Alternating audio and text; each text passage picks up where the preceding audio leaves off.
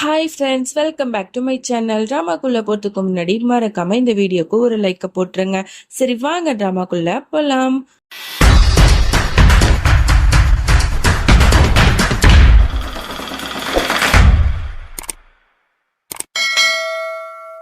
Starting சீன்ல மௌலியை தான் காட்டுறாங்க. அவ எல்லா விஷயத்தையுமே நினைச்சு பார்த்துட்டு ரொம்ப வருத்தப்பட்டு இருக்கா. அதே மாதிரி இங்க நந்தினியை காட்டுறாங்க.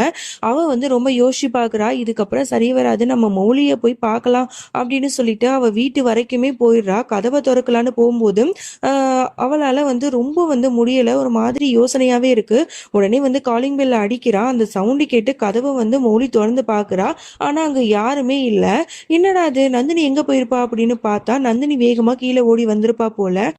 ஏன்னா மௌலிய ஃபேஸ் டு ஃபேஸ் பார்த்து அவளால பேசக்கூட முடியல. அந்த அளவுக்கு அவ பெரிய துரோகம் பண்ணியிருக்கா இல்லையா. அதனால அவள்கிட்ட என்ன பேச போறோன்னு தெரியலையேன்னு சொல்லிட்டு தான் பயந்து அங்கேருந்து ஓடி வந்திருப்பா. அப்ப அவன் ரொம்பவே கஷ்டமா இருக்கும் அவனுக்கு. மௌலி சொன்ன எல்லா வார்த்தையுமே நினைச்சு பார்த்துட்டு அப்படியே ரொம்ப சோகமா அப்படியே நடந்து போயிட்டு இருப்பான். அப்ப நந்தினி அவளுக்கு கால் பண்ணிக்கிட்டே இருப்பா. அதை எடுக்க போகும்போது எதுக்காப்புல இந்த சைக்கோ பையன் இருக்கால, அவன் வேகமா இடிச்சிருவான். யாரா இவன் நைட் நேரத்துல பைத்தியக்காரத்தனமா என் கார்ல தான் உழுவானா அப்படின்னு சொல்லிட்டு போய் வெளில போய் பாக்குறான். அங்க குணால் தான் இருக்கான். குணாலை பார்த்த உடனே அவனோட போன் கீழே விழுந்திருக்கும். அதுல நந்தினி அப்படின்னு சொல்லிட்டு சேவ் ஆயிருக்கும். அவன் போன் அடிச்சுட்டே இருந்திருப்பான். உடனே இதை பார்த்தோன்னா அவனுக்கு பயங்கரமா கோவம் வரும். உனக்கு எவ்வளவு திமிருடா, என்னோட பொண்டாட்டி பின்னாடி நீ சுத்திட்டு இருக்கியா? உனக்கு தான் கல்யாணம் ஆயிட்டு உனக்கு தான் ஒரு பொண்டாட்டி இருக்கல, அவள் இருக்கும்போது எதுக்குடா ஏன் பொண்டாட்டி பின்னாடி சுத்தின? உனக்கு எப்படியாவது ஒரு நல்ல சந்தர்ப்பம் கிடைக்கணும், உன்னை போட்டு தள்ளணும்னு தான் நினைச்சிட்டு இருந்தேன். இப்ப இந்த இடத்துல யாருமே இல்லை, உன்னை என்கிட்ட இருந்து யாரும் காப்பாற்ற முடியாது, மவனே உன்னை சும்மா விட மாட்டேன் அப்படின்னு சொல்லிட்டு போட்டு அடின்னு போட்டு அடிக்கிறான். ஆனா எதிர்த்து ஒரு அடி கூட குணால் அடிக்க மாட்டான். ஏன்னா அவனுக்கும் மனசு உடைஞ்சிருச்சு இல்லையா. சோ அதனால அவன் அடிக்கட்டும் அப்படின்னு சொல்லிட்டு விட்டுறான் போல. எதுவுமே அடிக்க மாட்டான். ஒரு கட்டத்துக்கு அப்புறம் ஒரு பெரிய கட்டையை எடுத்துட்டு அவன் தலையிலேயே போட்டு அடிக்கிறதுக்கு வரும்போது கரெக்டா அந்த நேரத்துல நந்தினி தடுத்துடுறா. உடனே அவனை பிடிச்சி தள்ளி விட்டுட்டு, குணால் என்னாச்சு, எந்திரிங்க ப்ளீஸ், உங்களுக்கு எதுவும் ஆகக்கூடாது குணால், எந்திரிங்க அப்படின்னு சொல்லிட்டு இவ ரொம்பவே ஃபீல் பண்ணி அழுதுட்டு இருக்கா. அப்போ உடனே அந்த சைக்கோ பையனுக்கு செம்மையா கோவம் வருது.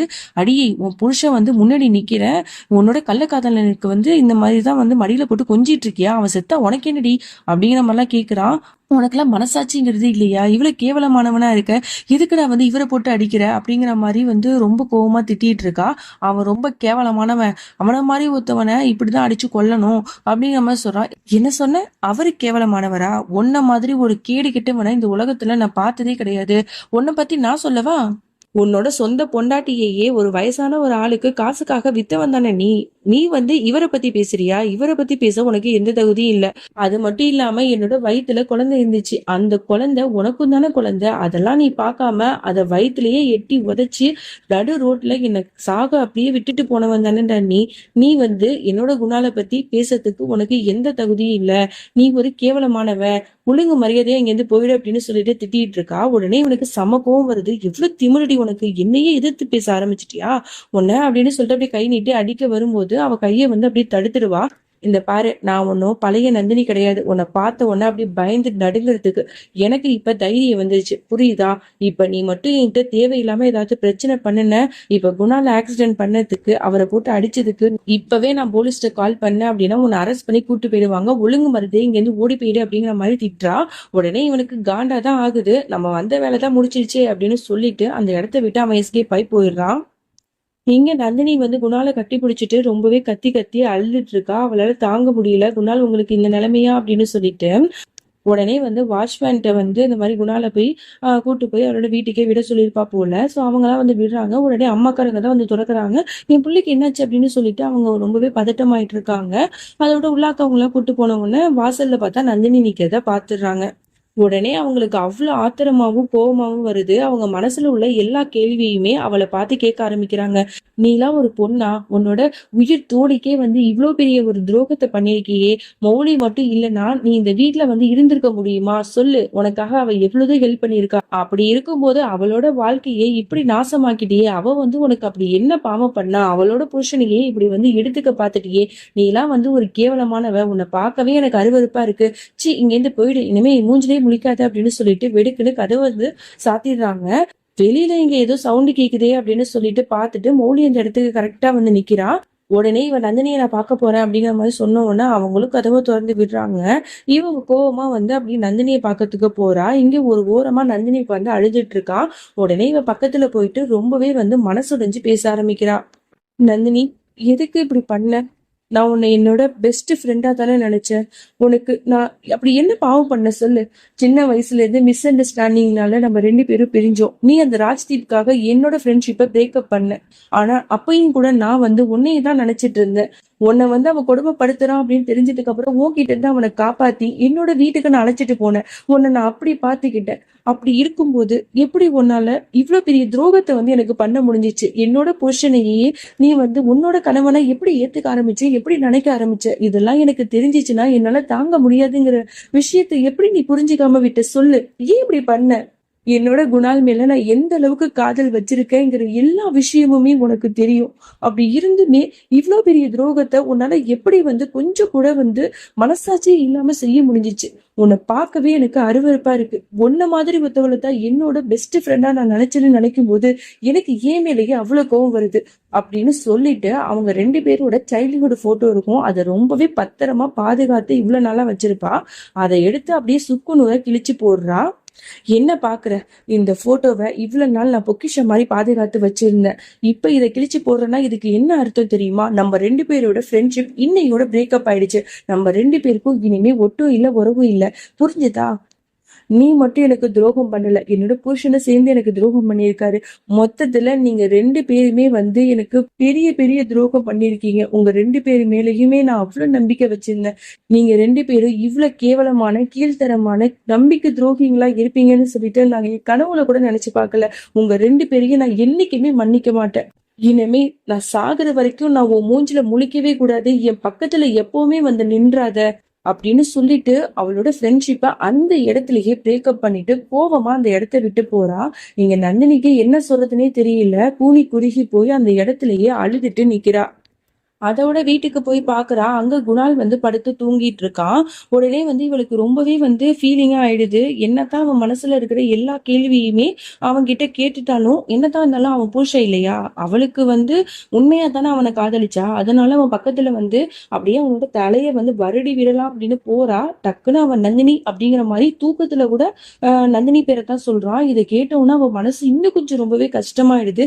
இவ்வளவு கேவலமானவனா இருக்கானே அப்படின்னு சொல்லிட்டு உடனே அந்த இடத்த விட்டு அப்படி கோவமா அழுதுட்டே அங்கிருந்து போயிடுறா. அடுத்த நாள் ஆகுது. இங்க நந்தினியை தான் காட்டுறாங்க. இவளுக்கு ரொம்பவே பதட்டமா இருக்கு. குணாலுக்கு என்ன ஆச்சுன்னே தெரியலையே. அவரு வந்து நல்லா இருக்காரா, என்ன ஆச்சுன்னு ஒண்ணுமே தெரியலையே. அவருக்கு மெசேஜ் போடணும்னு தோணுது. ஆனா போட்டா சரியா இருக்குமா, என்ன பண்றது அப்படின்னு இவ ரொம்பவே யோசிச்சுட்டு இருக்கா. கடவுள்கிட்ட வந்து அழுது ப்ரே பண்ணிட்டு இருக்கா. என்னோட குணாலுக்கு எதுவுமே ஆகக்கூடாது கடவுளே, நீங்க தான் அவரை காப்பாத்தணும் அப்படின்னு சொல்லிட்டுலாம் இங்க வருத்தப்பட்டு ப்ரே பண்ணிட்டு இருக்கா. அப்படியே இங்க மௌலியை தான் காட்டுறாங்க. அவ பித்து பிடிச்ச மாதிரி ஒரு இடத்தையே பார்த்துட்டு இருக்கா. அப்ப அவளோட மாமியார் வந்து சொல்றாங்க, இந்த பாருமா, நீ வந்து இந்த விஷயம் தெரிஞ்சதுல இருந்து நீ கொஞ்சம் கூட வந்து சாப்பிடவே இல்லை.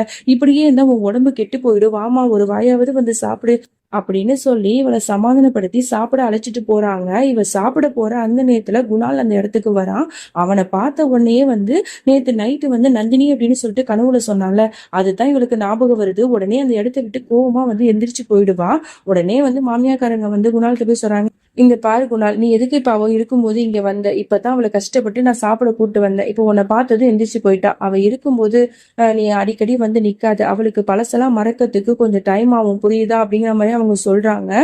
சரி அப்படின்னு சொல்லிட்டு அவன் யோசிக்கிறான். இருந்தாலும் மௌலியை பார்க்கணும்னு அவனுக்கு தோணுது. உடனே ரூமுக்கு போய் பாக்குறான். அங்க பார்த்தா அவ வந்து இது வரைக்கும் குணால் மௌலி 2 பேரும் அவ்வளவு போட்டோஸ் வந்து எடுத்திருப்பாங்க இல்லையா, அது எல்லாத்தையுமே அப்படியே கிழிச்சு போட்டுட்டு இருக்கா தூள் தூளா.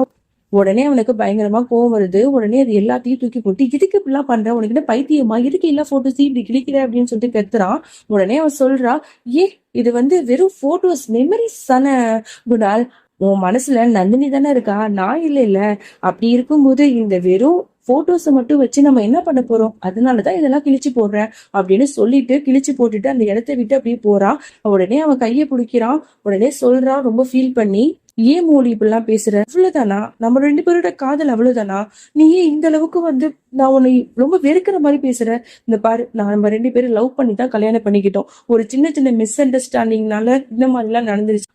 என்னைக்குமே என்னோட மனசுல உனக்கான இடம் இருக்கும். நீ இந்த மாதிரிலாம் பண்ணாதே, எனக்கு ரொம்பவே கஷ்டமா இருக்கு. அப்படிங்கிற மாதிரி ரொம்பவே வருத்தப்பட்டு சொல்றான். உடனே இவன் வருத்தப்பட்டு பேசினதான் இவளுக்கு வந்து அப்படியே வந்து உருக ஆரம்பிச்சிருமே. என்ன பண்றா? அவ வந்து உண்மையா காதலிச்சதுனால அவன் சொல்றது எல்லாமே வந்து அவளுக்கு உண்மையா தான் படுது. உடனே வந்து குணால் அழுதவுடனே அவனை அப்படியே ஹக் பண்றதுக்காக போறா. அப்ப கரெக்டா நந்தினி கால் பண்றா. உடனே இதை பார்த்த உடனே அவளுக்கு பயங்கரமா கோவம் வருது. உடனே அந்த இடத்த விட்டு போயிடுறா.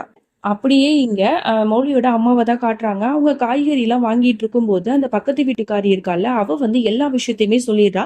உங்களோட பொண்ணோட புருஷன் இருக்காரே, அவரு வந்து அந்த நந்தினிய வந்து சைலண்டா வந்து ஒரு கீப்பா வச்சிட்டு இருந்திருக்காரு போல இருக்கு.